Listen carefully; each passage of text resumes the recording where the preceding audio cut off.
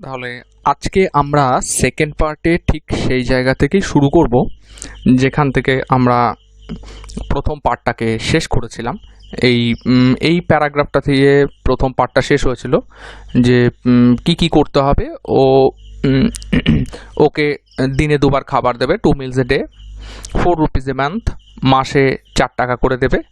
In return for which he washed clothes, tended the garden, ran errands, chopped wood and looked after Leela.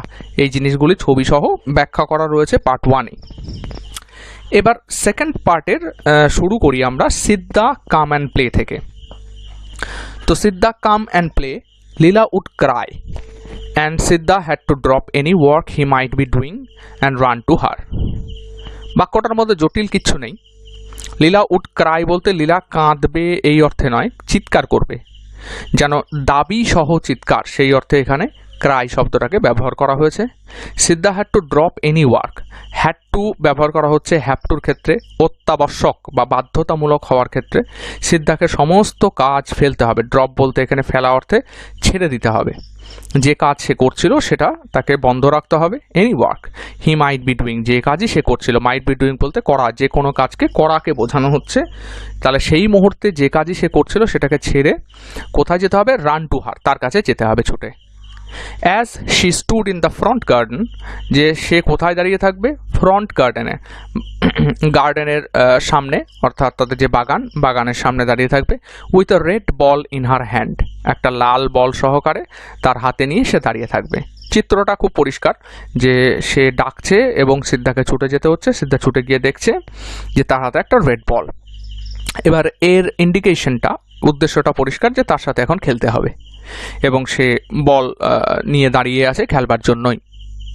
His company made her supremely happy. His company বলতে এখানে his বলতে অবশ্যই সিদ্ধাকে বোঝাচ্ছে, company বলতে সঙ্গ, অ্যাকম্প্যানিমেন্ট অর্থাৎ সঙ্গ বা সঙ্গী। Made her supremely happy, happy বোঝাতে যেত, সুপ্রিমলি হ্যাপি যখন এখানে বোঝাচ্ছে, এখানে আমরা বুঝতে পারছি সুপ্রিম মানেটা দেওয়া আছে। সুপ্রিম মানে সর্বপ্রধান, সর্বোচ্চ, পরম, পারমিক, অর্থাৎ সর্বোচ্চ, চূড়ান্ত অর্থে সুপ্রিমটাকে বোঝানো হচ্ছে। তাহলে যখনই এখানে বলছে যে হিজ কোম্পানি মেড আর সুপ্রিমলি হ্যাপি, চূড়ান্ত সুখী সে হচ্ছে, অর্থাৎ মারাত্মক আনন্দ সে পাচ্ছে। হিজ কোম্পানি বলতে সিদ্ধার কোম্পানি, সিদ্ধার সঙ্গ তাকে একটা দারুণ আনন্দ দেয়, যেহেতু তার খেলার সঙ্গী নেই। এবার এখান থেকে বোঝা যায় যে এই যে আনন্দটা সে পাচ্ছে, আসলে এটা একটা টাইপ অফ ক্রিটিসিজম, যেখান থেকে আমরা বুঝতে পারছি মধ্যবিত্ত পরিবারে মা বা বাবার কারোরই কিন্তু সময় দেওয়ার সময় নেই। লীলাকে যে সময় দেবে, কারণ মিস্টার শিবাশঙ্কর সব বেরিয়ে যাচ্ছেন কাজে, আর তার স্ত্রী বা লীলার মা তিনি বাড়ির কাজে ব্যস্ত থাকছেন, সুতরাং লীলাকে সময় দেওয়ার মতো সময় তাদের কাছে নেই। এবং সেই কারণের জন্য যেহেতু সিদ্ধা এখানে পুরোপুরি রূপে লীলাকে সময় দিচ্ছে, সেই জন্য কিন্তু সে যথেষ্ট পরিমাণে খুশি, এবং তার খুশিটা এতই মাত্রাতিরিক্ত হয়ে যাচ্ছে যে কারণের জন্য এখানে লেখক কিন্তু সুপ্রিমলি হ্যাপি শব্দটাকে ব্যবহার করেছেন।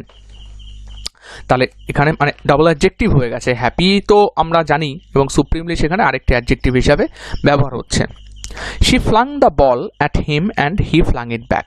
এবার ফ্লাং মানে আমরা সাধারণত জানি যে ছোঁড়া, কিন্তু অনেক সময় গন্ডগোল হয়, ইংরেজি শব্দের মানেগুলো না খুব একটা সহজবোধ্য হয় না সব সময়, কারণ এক একটা অবস্থার এক এক রকম মানে হয়।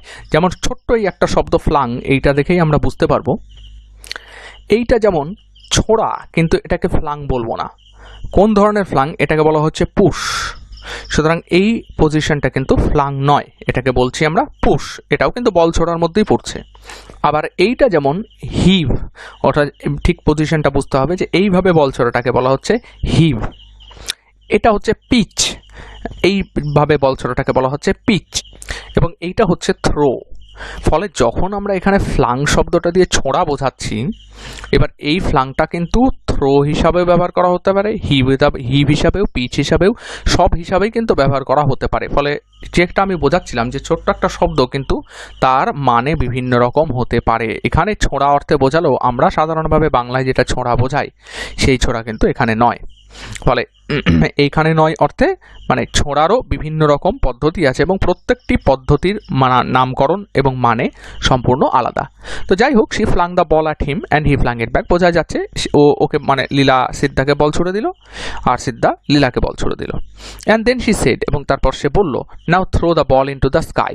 ওপরের দিকে ছোড়ো। স্কাই মানে আকাশে নয়, ওপরের দিকে ছোড়ো। Throw the ball into the sky, বলটাকে আকাশের মধ্যে ছোড়ো। ইনটু শব্দটা সেই জন্য ব্যবহার করা হয়েছে কারণ কোনো কিছুর মধ্যে বোঝাতে ইনটুকে ব্যবহার করা হয়। যেমন I throw the stone into the pond, মানে পুকুরের মধ্যে, সেই অর্থে ইনটুকে ব্যবহার করা।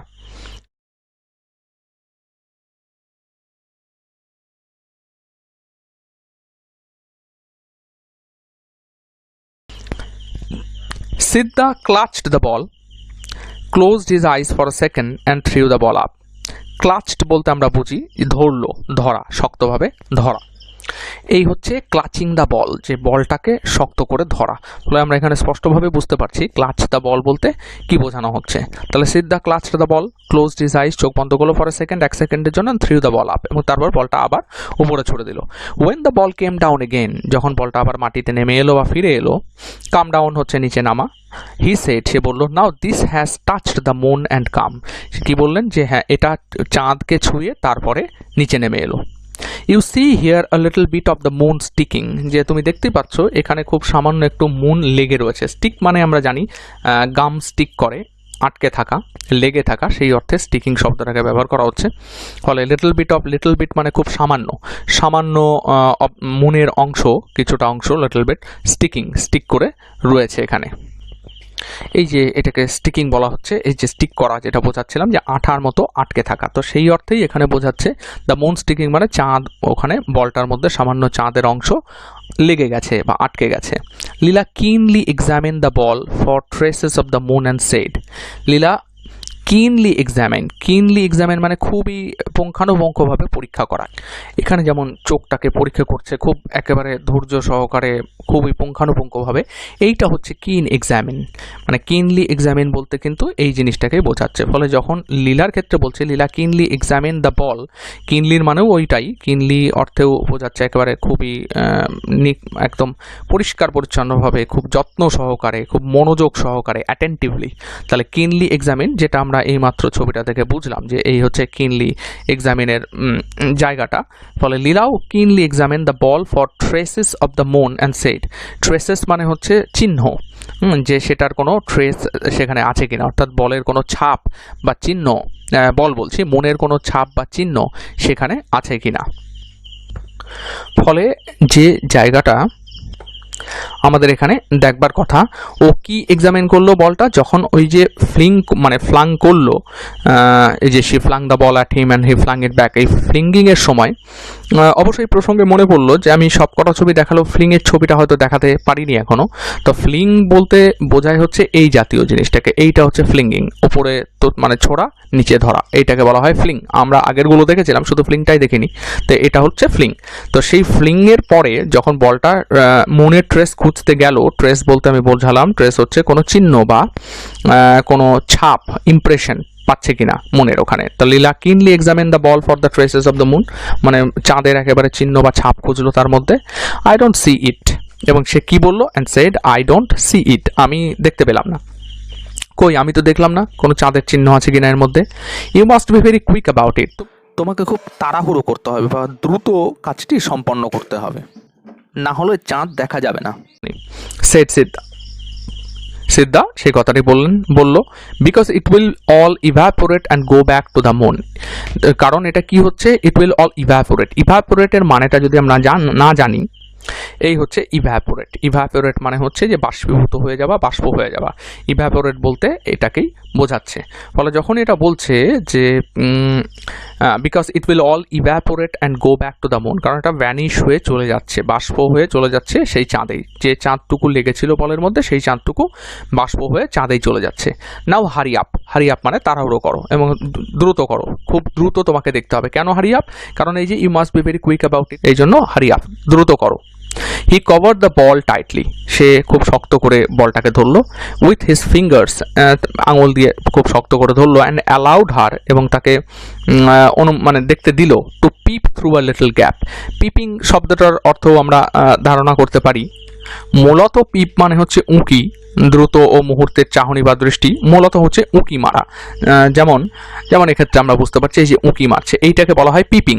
ফলে কি হচ্ছে, যখন আমরা টেক্সটে দেখতে পাচ্ছি যে লীলা কি করছে, অ্যালাউড হার টু পিপ, মানে লীলাকে সেখানে দেখতে দিল সিদ্ধা, যে ওই থ্রু এ লিটল গ্যাপ, তার শক্ত করে যে বলটা ধরে রয়েছে তার ফাঁক দিয়ে লীলাকে বলল খুব তাড়াতাড়ি বলটিতে দেখো যে চাঁদের ছাপ সেখানে পাওয়া যাচ্ছে কি যাচ্ছে না। Yes said Leela, I see the moon, but is the moon very wet. এবার হ্যাঁ আমি দেখতে পাচ্ছি। কেন হলো ঘটনাটা এই কারণের জন্য খুবই স্বাভাবিক। একটা বাচ্চাকে সিদ্ধার চেষ্টা করছে তার সাথে তার মতো করে তার মানসিকতা অনুযায়ী খেলার, যার ফলে কি হচ্ছে, যখন চাঁদের আলো সম্পূর্ণরূপে পড়ছে, ও যখন বলটাকে পুরোপুরি ধরে রাখছে এবং একটু ফাঁকা করলে চাঁদের আলো ওর ফাঁক দিয়ে ওইখানেই যাবে, এবং যখন একটা বাচ্চা সেই তার দৃষ্টিভঙ্গিতে থেকে দেখবে, বিশেষ করে 5 বছরের একটা বাচ্চা, সে কিন্তু এতটা ধরে উঠতে পারবে না। সে স্বাভাবিকভাবেই ভাববে কি যে মুন বা চাঁদ খানিকটা কিন্তু ওই বলের গায়ে লেগে রয়েছে। এবারও প্রশ্ন করছে, I see the moon, but is the moon very wet, ও কি মানে ভেজা, চাঁদটা কি ভেজা? এবার বলছে হ্যাঁ সার্টেনলি ইট ইজ, কারণ বলটাও তো ভেজা থাকতে পারে, অথবা দেখে তার মনে হচ্ছে যে চাঁদের যে অংশটা রয়েছে সেখানে হয়তো জলের ছোপ লেগে রয়েছে, যে কারণে তার মনে হচ্ছে চাঁদটা ভেজা কিনা। তো সার্টেনলি ইট ইজ, হ্যাঁ অবশ্যই এটা। সিদ্ধাও বলল যে হ্যাঁ নিশ্চয়ই এটাই, যে চাঁদটা ভেজা। What is in the sky? Siddha অবধারিত পরের প্রশ্নটা করতেই পারে একটা বাচ্চা, যে তাহলে আকাশে কি আছে? সিদ্ধা, গড হি সেড, ভগবান আছেন। If we stand on the roof and stretch our arms, can we touch the sky? একটা বাচ্চার পরিপ্রেক্ষিতে ভাবলে কিন্তু সবসময়ের জন্য এই জাতীয় কথোপকথনই হবে। If we stand on the roof, যদি আমরা ছাদে দাঁড়াই, অ্যান্ড স্ট্রেচ আওয়ার আর্মস, এবং আমরা হাতটাকে বাড়াই। স্ট্রেচ বলতে বাড়ানো বা ছড়িয়ে দেওয়া অর্থে বোঝায়, এখানে বাড়ানো। Can we touch the sky, আমরা কি স্কাইটাকে ছুঁতে পারবো বা আকাশটাকে ছুঁতে পারবো? Not if we stand on the roof here, যে আমরা যদি ছাদে দাঁড়াই তাহলে হবে না, he said, but if you stand on a coconut tree you can touch the sky. কিন্তু যদি তুমি একটা কোকোনাট ট্রিতে দাঁড়াও, তাহলে তুমি স্কাইটাকে ছুঁতে পারবে। এবার এখানেও একটা ছোট্ট মজা লুকিয়ে রয়েছে, সেই মজাটাকে আমরা ব্যাখ্যা করি।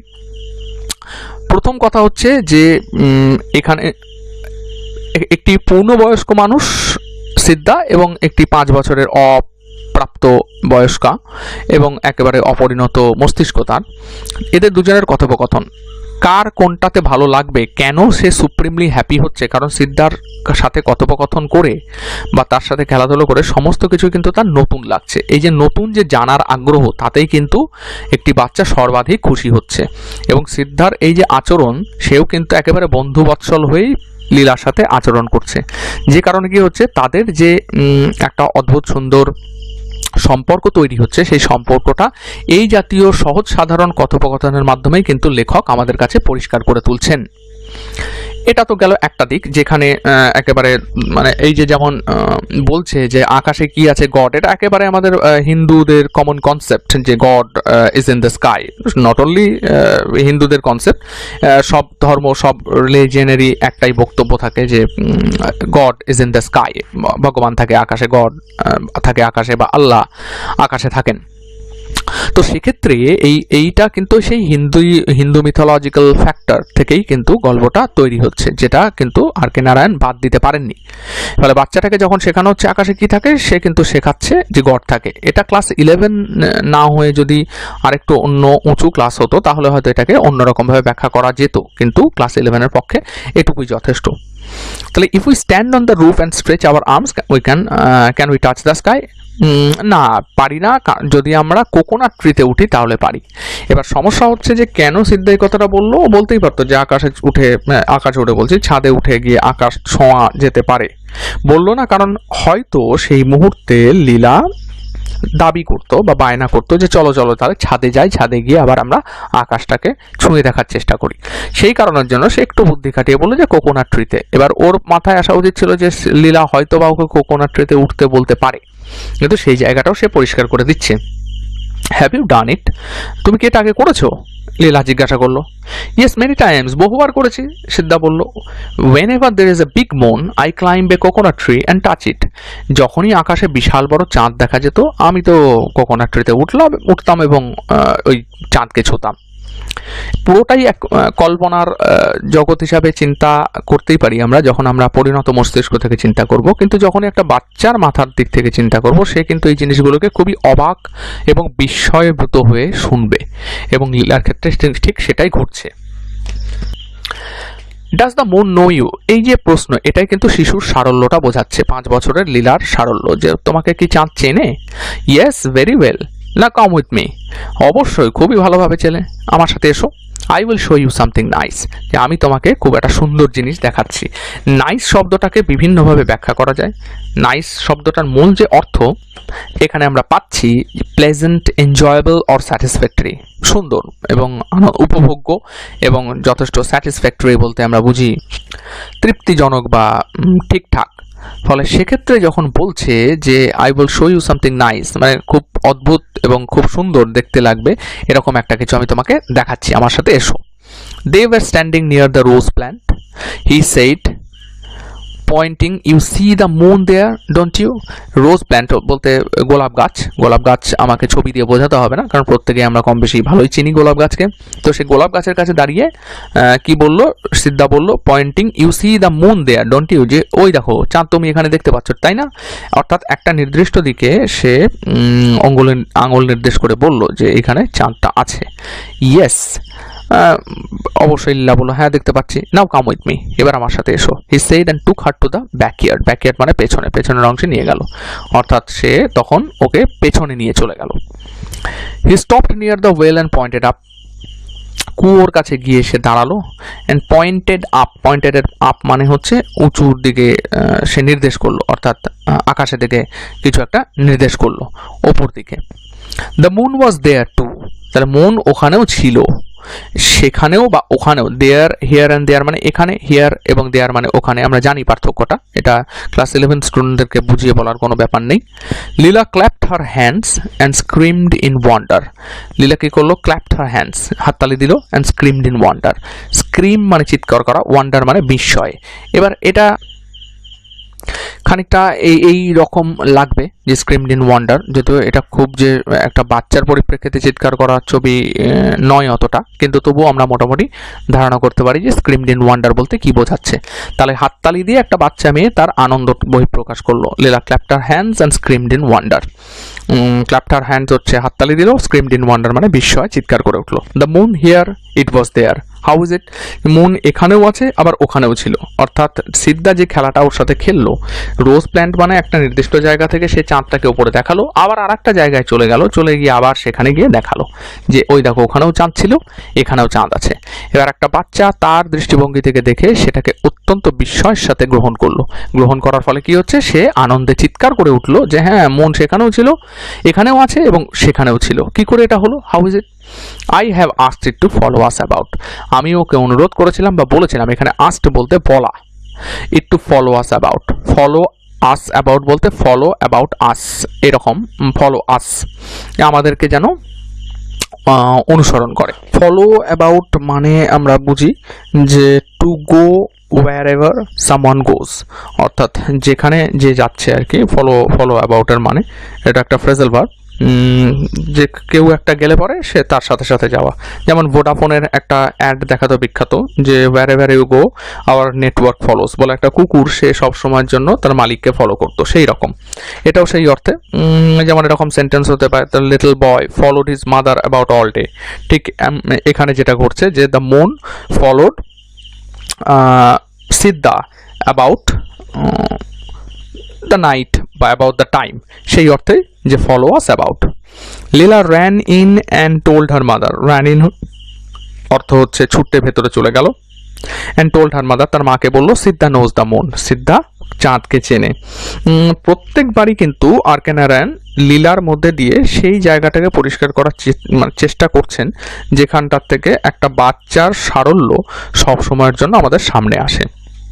এবং সেক্ষেত্রে লীলার চরিত্র সম্পর্কেও আমরা খানিকটা জ্ঞান লাভ করছি যে সে আক্ষরিক অর্থেই সরল এবং সহজভাবে সিদ্ধাকে বিশ্বাস করে। তার যে সিদ্ধার সাথে একটা গুরুত্বপূর্ণ বন্ধুত্বের সম্পর্ক গড়ে উঠছে, সেই সবই কিন্তু এই লেখাগুলি থেকে আমরা প্রমাণ পাই।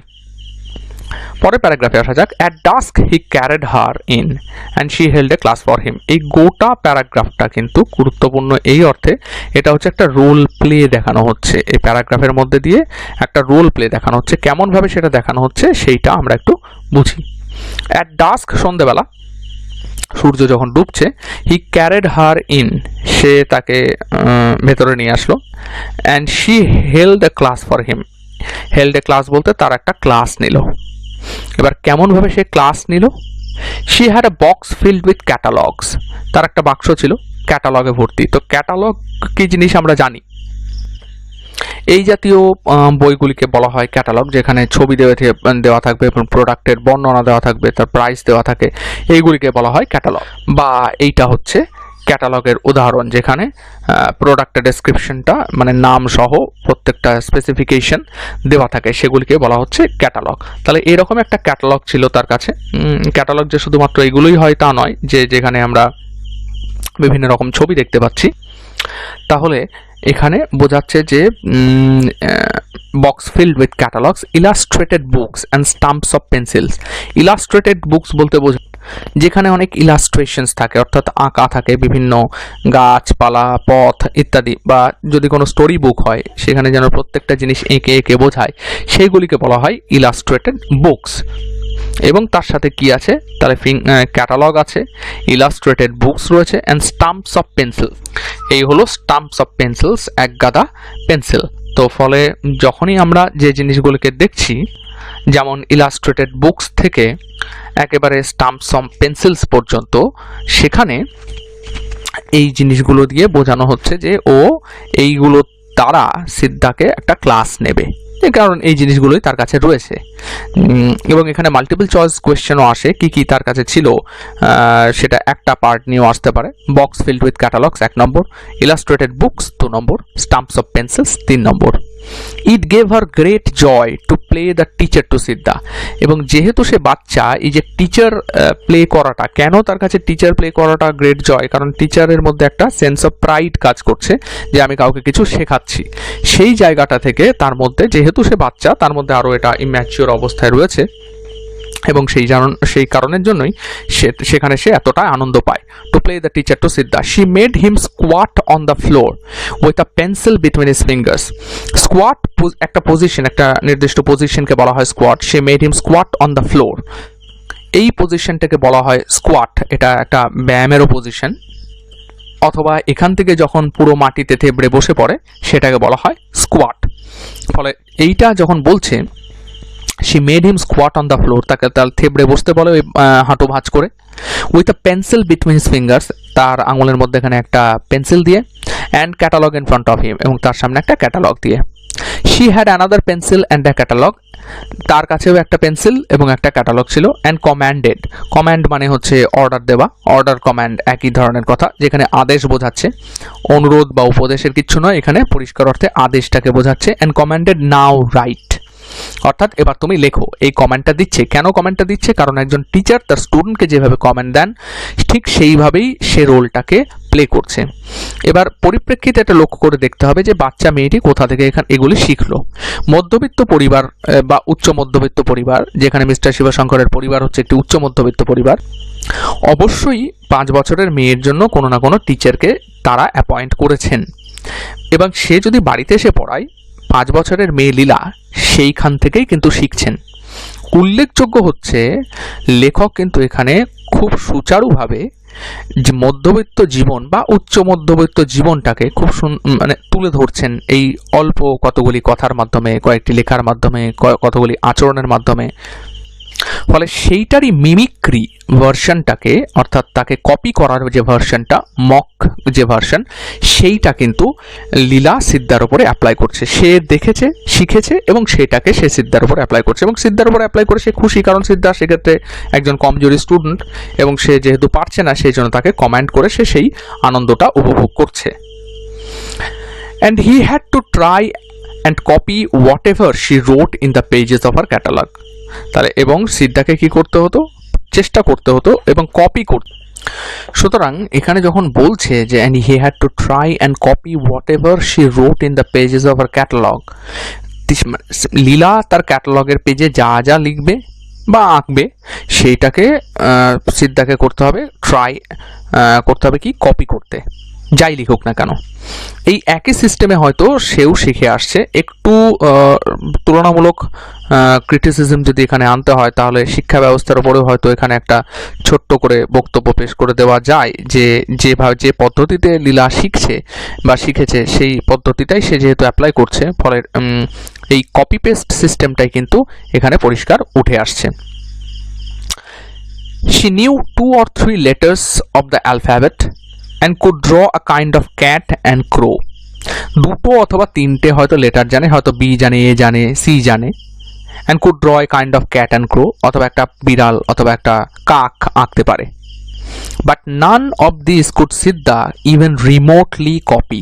কিন্তু এর মধ্যে কোনোটাই সিদ্ধা রিমোটলি কপি করতে পারছে না। কেন কপি তো করতে পারছে না, কেন তো রিমোটলি কেন? রিমোট শব্দের অর্থ তাহলে কি বোঝায়? রিমোটলি মানে এখানে কতগুলি তার প্রতিশব্দ দেওয়া আছে synonym: distantly, casually, at all, obiter, accidentally, by the way, unexpectedly, as a by product or side effect. এই ক্ষেত্রে রিমোটলির মানে প্রযোজ্য, যেটা আমরা টেক্সটের ক্ষেত্রে দেখছি, রিমোটলি, ইভেন রিমোটলি কপি, অর্থাৎ সেক্ষেত্রে কিন্তু বোঝাচ্ছে যে ডিস্ট্যান্টলি, যে তার পক্ষে প্রায় সম্ভব হচ্ছেই না, এমনই একটা পরিস্থিতি যেখান থেকে সে কখনোই কপিটা করে উঠতে পারছে না, সেই জন্য বলা হচ্ছে রিমোটলি কপি, যে এক প্রকার অসম্ভব তার পক্ষে কপি করা ডিস্ট্যান্টলি। অথবা আনএক্সপেক্টেডলিটাও এখানে পরিষ্কার হয় যে এটা পুরোপুরি অপ্রত্যাশিত তার কাছে, যে সে সেই জিনিসটাকে কপি করে দেখাতে পারবে। She said, examining his effort, "Is this how I have drawn the crow? Is this how I have drawn the bee?"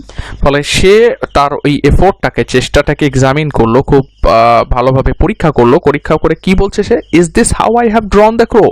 আমি কি এইভাবে কাকটা এঁকেছি? "Is this how I have drawn the bee?" আমি কি বিটাকে এইভাবে লিখেছি?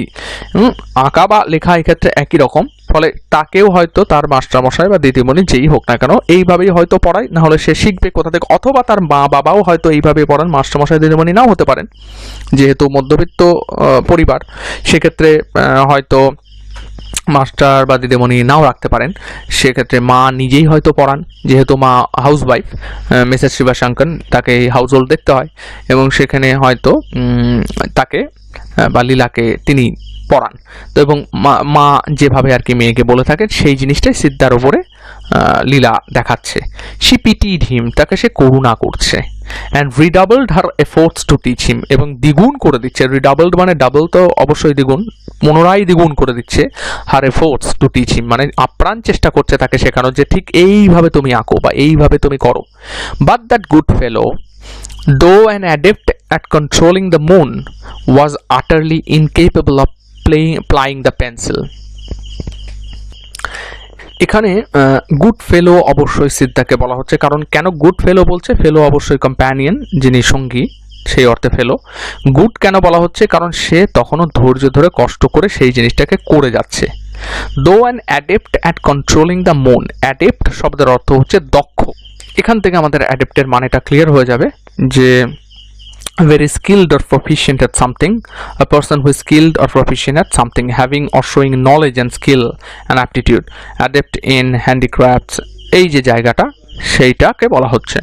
এই প্রসঙ্গেই একটুখানি জেনে নিই যে তিনটের মধ্যে পার্থক্য কি আছে, অনেক সময় আমাদের গুলিয়ে যায়। অ্যাডপ্ট, অ্যাডাপ্ট আর অ্যাডেপ্ট। অ্যাডপ্ট মানে অ্যাডপ্ট করা, সন্তান। অ্যাডাপ্ট হচ্ছে যে যারা সুপার হিরো মুভি দেখেছে, এই হচ্ছে খুব দ্রুত তার মিস্টিক এর নাম, এক্স মেন সিরিজের একটা চরিত্র, খুব তাড়াতাড়ি সে নিজেকে অ্যাডাপ্ট করে নিতে পারে, যে কোনো চরিত্র, যে কোনো অ্যাপিয়ারেন্স সে নিয়ে নিতে পারে। আর অ্যাডেপ্ট হচ্ছে দক্ষ, যে ব্রুসলি মার্শাল আর্টিস্ট, একজন অ্যাডেপ্ট মার্শাল আর্টিস্ট, দক্ষ।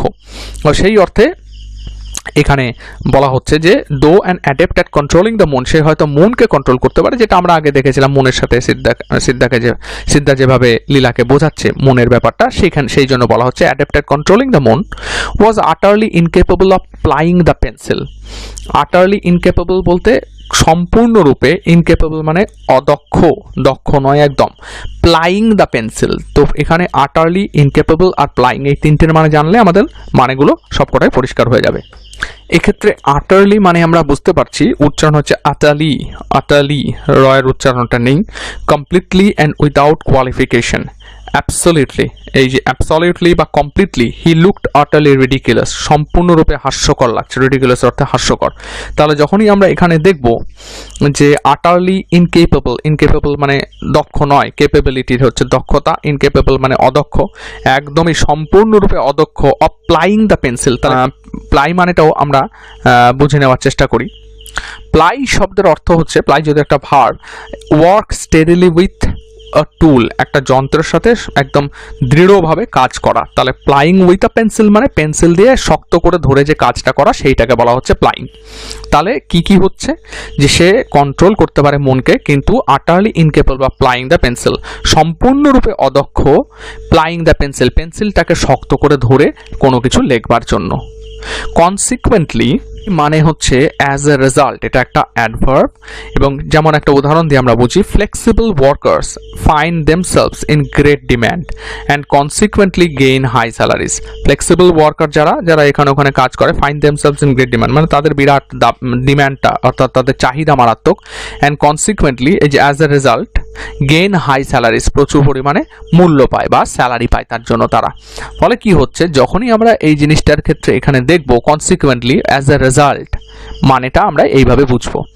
It looked as though Leela would keep him দেয়ার, যে মনে হচ্ছিল যেন লীলা তাকে ওখানেই রেখে দেবে। Pinned to his seat, pin to his seat মানে যেন তাকে পিন আটকে রেখে দেওয়া, যেমন প্রজাপতি ট্রেতে আটকে দেয়, সেইটাকে বলা হচ্ছে pin to his seat.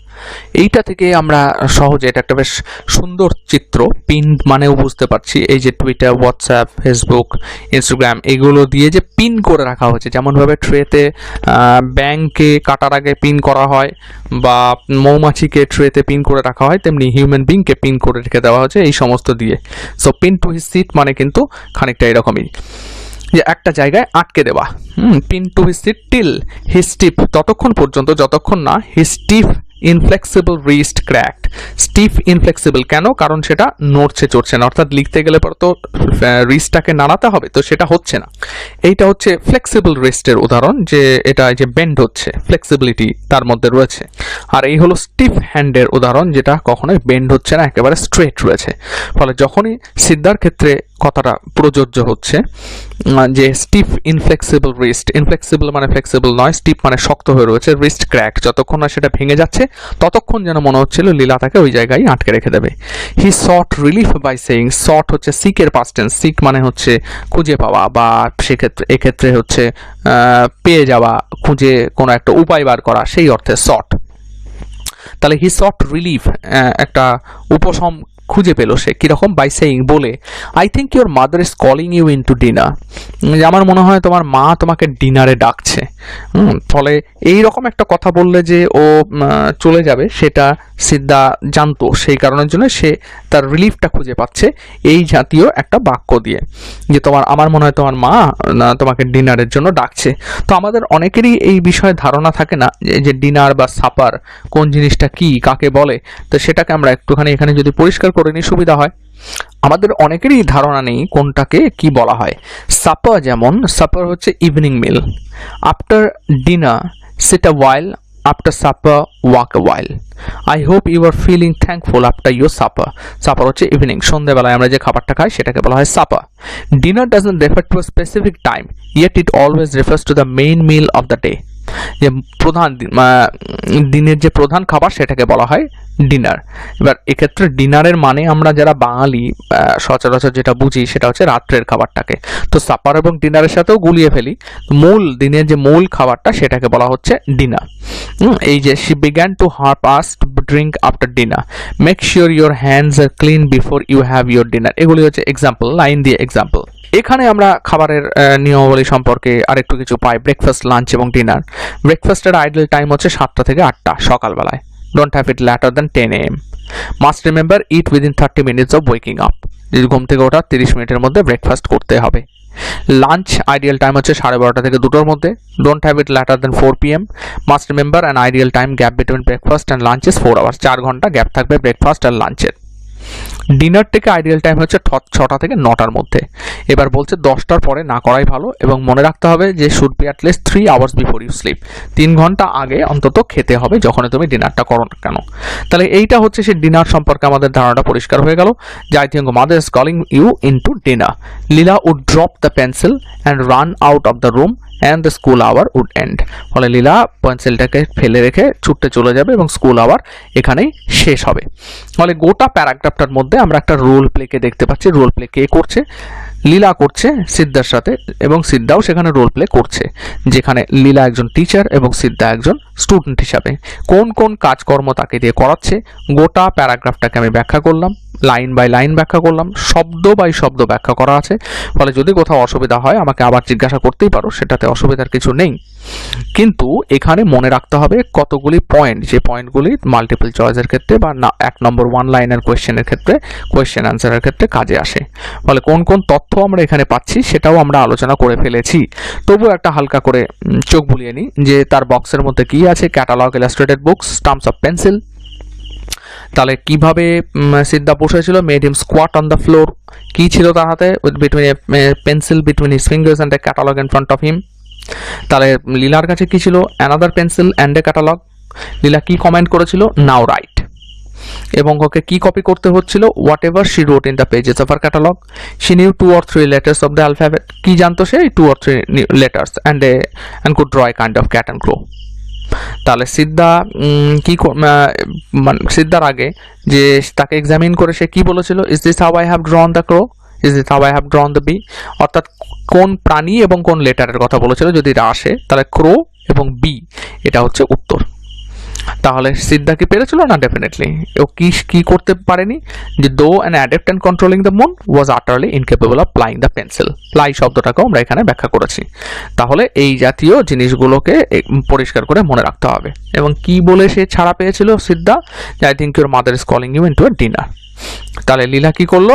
Pencil রেখে ও ছুটে চলে গেল এবং স্কুল আওয়ার এইভাবে শেষ হলো। এইভাবে পরীক্ষায় আসতে পারে যে the school hour would end. কোন স্কুল আওয়ারের কথা বলা হয়েছে, কিভাবে সেটা এন্ড হলো। After dinner Leela ran to her bed. যে ডিনারের পরে লীলা তো ঘুমোতে চলে যেত। Siddha had to be ready with a story. এবং সিদ্ধাকে কি করতে হতো? একটা গল্প রেডি করে রাখতে হতো। He sat down on the floor near the bed. মেঝেতে বসতো বিছানার কাছে। And told incomparable stories. মাথায় রাখতে হবে, এটা আমরা পরে আবার আলোচনা করব, যে sat down on the floor near the bed. কেন sat down on the floor সেটা আমরা পরবর্তীকালে আছে এবং আলোচনাও করব। Near the bed and told incomparable stories. Incomparable মানে such that comparison is impossible, যে অসম্ভব, তুলনা করা অসম্ভব, সেটা হচ্ছে incomparable. Unsuitable for comparison or lacking features that can be compared, যে এমন কোনো ফিচার নেই যেটার সাথে তুলনা করা যেতে পারে। এর আর একটা প্রতিশব্দ হচ্ছে ইউনিক। একই কথা, যে অনলি ওয়ান আর the sole example, single, solitary in type or characteristic, having no like or equal, যে যার কোনো তুলনা নেই। Having no like or equal, unparalleled, incomparable, এটা হচ্ছে আর একটা শব্দ ইউনিক। এবং এটা হচ্ছে 3 নম্বর শব্দ ম্যাচলেস, আনরাইভালড আর ইনকম্পারেবল। সুতরাং আমরা বুঝলাম যে এখানে ইনকম্পারেবল মানে যার কোনো তুলনা নেই, নন পেরিল, এটা আরেকটা শব্দ যার একই মানে। টোল ইনকম্পারেবল স্টোরিজ, তুলনাহীন, অর্থাৎ কোনোটাই কোনোদিন কোনো গল্পের সাথে মিলবে না, প্রত্যেকদিন আলাদা আলাদা। কিসের উপরে সে গল্প বলতো? Of animals in the jungle, of gods in heaven, of magicians who could conjure up golden castles and fill them with little princesses and their pets. তাহলে ও কিসের গল্প বলতো? অ্যানিমালদের, জঙ্গলে অ্যানিমালদের, পশু প্রাণী ইত্যাদিদের, হেভেনে গডদের, স্বর্গে ভগবানদের সম্পর্কে, ম্যাজিশিয়ান যে কিনা কনজিওর আপ, মন্ত্র পড়ে গোল্ডেন ক্যাসেলে আটকে রাখতো, with the little princess and their pets, তাদের লিটল প্রিন্সেসদেরকে তাদের পেটের সাথে, অর্থাৎ যে সমস্ত পোষ্য তারা পুষতো তাদেরকে একই একটা গোল্ডেন ক্যাসেলে আটকে রাখতো, যেটা ঠাকুরমার ঝুলিতে ইত্যাদিতে পেয়েছি। এখানে আছে কতগুলি ডট। এই ডটগুলির মানে হচ্ছে যে সে বলেই চলেছে এই জাতীয়, অর্থাৎ শেষ হচ্ছে না সেন্টেন্সটা, কিন্তু অত কিছু আমার বলার দরকার নেই, এইটা বোঝাতে এই ডটগুলিকে ব্যবহার করা হচ্ছে। তো সেকেন্ড পার্টে আমরা এই পর্যন্ত এসে শেষ করি। এরপরে ডে বাই ডে থেকে শুরু হবে, কারণ এখান থেকে নতুন আর একটা মুভমেন্ট শুরু হচ্ছে গল্পটার। এই পর্যন্ত আমরা বুঝতে পারলাম যে সিদ্ধার সাথে লীলা কতটা মিশে গিয়েছে, লীলা এবং সিদ্ধা কতটা বন্ধুত্বপূর্ণ আচরণে বিশ্বাস করছে একে অপরকে, এবং সিদ্ধার আচরণ লীলার ক্ষেত্রে কতটা উপযোগী, লীলা তাকে কতটা বিশ্বাস করে, তার কাছ থেকে কত জিনিসপত্র শিখতে পারছে, সেই প্রত্যেকটা মুহূর্ত এবং ঘটনাবলী আমরা এখানে জানলাম। তো ফার্দার কোনো যদি প্রশ্ন থাকে আমাকে কমেন্ট করে জানলেই হবে, আমি সেগুলোর উত্তর দেওয়ার চেষ্টা করব।